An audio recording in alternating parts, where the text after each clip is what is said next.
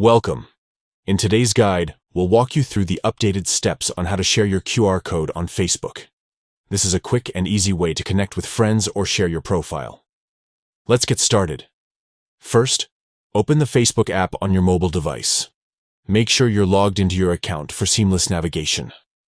Next, tap on the Messages icon located at the top right corner of your screen. This will take you to the Messenger section of the app. Once you're in Messenger, look for the menu icon. Tap on it to reveal additional options and settings.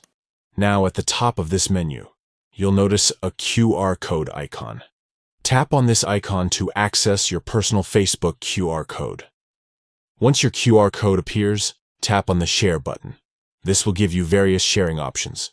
You can choose where you want to share your QR code, whether it's through social media platforms, messaging apps, or even saving it for later use. And that's it.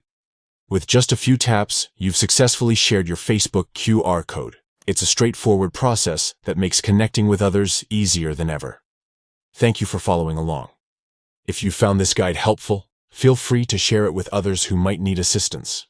See you next time.